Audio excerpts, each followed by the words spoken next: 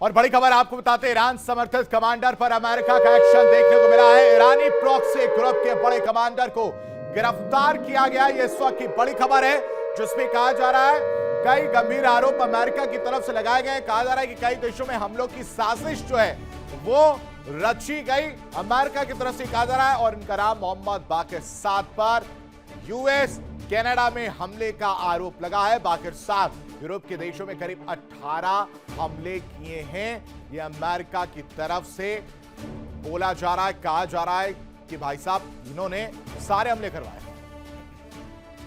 और तो और प्रॉक्सी ग्रुप को लेकर जो अमेरिका और इजराइल का प्यार है वो यही है, और इसी वजह से ये एक्शन देखने को मिल रहा है। गिरफ्तार कमांडर पर अमेरिका ने कई गंभीर आरोप लगाए। कह रहे हैं कि कई देशों में हम लोग की साजिश जो है वो रची गई।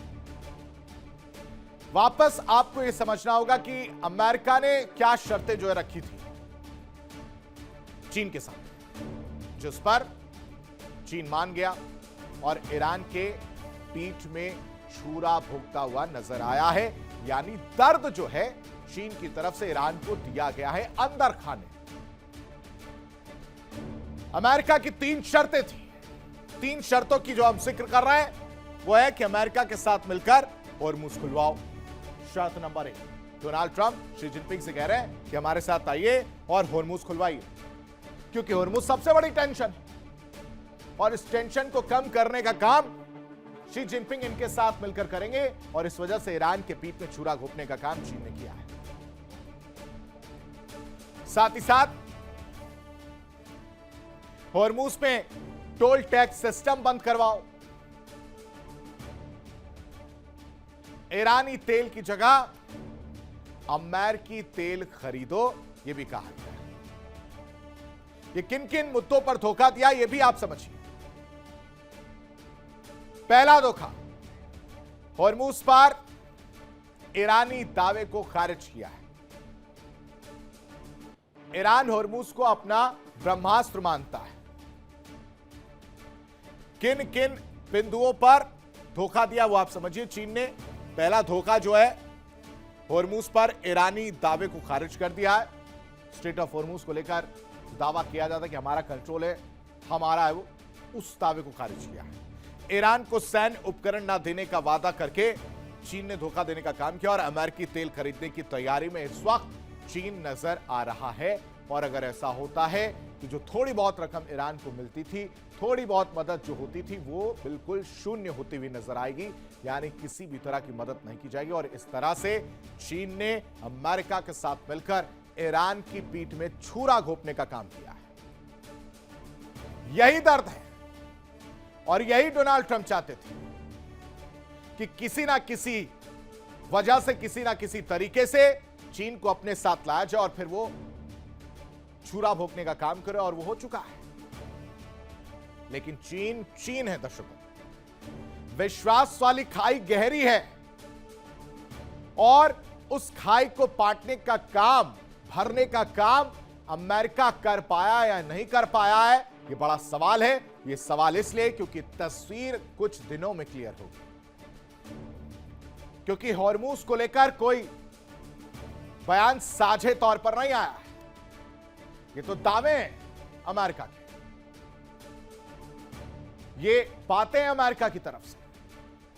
कहा जा रहा है कि तेल खरीदने की तैयारी में चीन नजर आ रहा है, लेकिन कब और कैसे खरीदेगा ये तो आने वाला वक्त बताएगा। लेकिन चौथा धोखा समझना बेहद जरूरी है। चौथे धोखे में क्या देखिए, ईरान के परमाणु कार्यक्रम पर असहमति देखने को मिली है। परमाणु कार्यक्रम को लेकर कोई भी सहमति, कोई भी मान मुनव्वल देखने को नहीं मिला है। इसकी वजह से यह चौथा धोखा जो है वो मिलता हुआ नजर आया है। चीन ने इन बिंदुओं पर एक एक करके ईरान की पीठ में छुरा घोंपने का काम किया और धोखा देने का काम करते हुए चीन नजर आया है, जिससे ट्रंप तो बेहद मुस्कुराते हुए नजर आए। लेकिन ईरान इस वक्त मायूस और उदास है।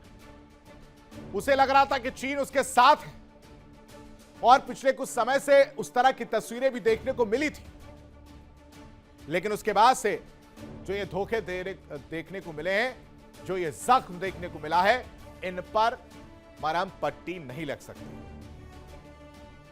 क्योंकि बीजिंग जाने से पहले ट्रंप के सामने 3 गंभीर समस्याएं थी। पहली मुसीबत थी कि हॉर्मुज बंद हो, तेल महंगा है। हॉर्मुज बंद होने से वैश्विक तेल कीमतें आसमान पर हैं। आईएमएफ का अनुमान था कि यह संकट अगर लंबा खिंचा तो 2026 में वैश्विक विकास दर 2.5% तक गिर सकती है, यानी 2.5% तक गिर सकती है। अमेरिका घरेलू बाजार में बढ़ते दाम झेल रहा है और ट्रंप की पॉपुलैरिटी यानी लोकप्रियता दांव पर है। लेकिन दूसरी मुसीबत यह थी कि ईरान से डील ठंडे बस्ते में जा गई। बस्ता खोला, डील डाल दिया। अमेरिका चाहता कि ईरान अपना समृद्ध यूरेनियम सौंप दे, जबकि ईरान प्रतिबंध हटाने और हॉर्मुज पर अपनी संप्रभुता की मान्यता मांग रहा है। शांति वार्ता पूरी तरह ठप पड़ी है। तीसरी मुसीबत चीन के रोल से था। ईरान का करीब 90% कच्चा तेल चीन को जाता है, यह सब जानते हैं। चीन ईरान का सबसे बड़ा आर्थिक संरक्षक है, यह सब जानते हैं। बिना चीन की मदद के ईरान पर दबाव बनाना लगभग असंभव है, यह भी सब जानते हैं। और ट्रंप को व्यापार मोर्चे पर भी बीजिंग की जरूरत है, इस चीज को भी सब जानते हैं। चलिए अब आपको बताते हैं कि अमेरिका में किन किन मुद्दों पर अमेरिका घिरा हुआ नजर आ रहा है, कैसे घिरा हुआ है, वो भी आपको समझाने की कोशिश करते हैं कि ईरान के साथ महायुद्ध की आहट क्यों सुनाई दे रही है।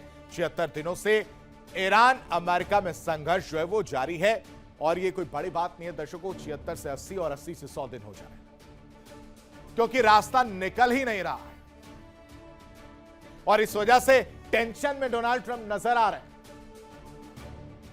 क्योंकि ईरान के साथ महायुद्ध की आहट सुनाई दे रही है। पिछले 76 दिनों से संघर्ष की तस्वीर देखने को मिल रही है और तो और जंग में अरबों डॉलर की मिसाइल खत्म होती हुई नजर आ रही है, या तो खत्म हो चुकी है या स्टॉक कम हो चुका है। और यह टेंशन की बात है डोनाल्ड ट्रंप की। कई विमानों को ईरान ने मार गिराया है। साथ ही साथ जंग में अमेरिका को अब तक अगर आकलन किया जाएगा तो नुकसान उठाना पड़ा है, बहुत बड़ा नुकसान हुआ है। यूएस के पास रेयर अर्थ मटेरियल की कमी वो भी देखने को मिल रही है और इस वजह से अमेरिका घिरा हुआ नजर आ रहा है। डोनाल्ड ट्रंप जो है परेशान नजर आ रहा है। ईरान जंग में कई हथियार नष्ट हो चुके हैं। हथियार प्लेन के लिए रेयर अर्थ मटेरियल चाहिए होता है, वो खत्म हो चुका है या खत्म होने की कगार पर, या स्टॉक बहुत कम हो गया। चीन रेयर अर्थ मटेरियल का सबसे बड़ा उत्पादक है और तो और अमेरिका में महंगाई भी चरम पर नजर आ रही है। डोनाल्ड ट्रंप के खिलाफ विद्रोह देखने को मिला था सड़कों पर। यही नहीं, लोग डोनाल्ड ट्रंप के खिलाफ प्रोटेस्ट कर रहे हैं, नारेबाजी कर रहे, गुस्सा सड़कों पर देखने को मिल रहा है।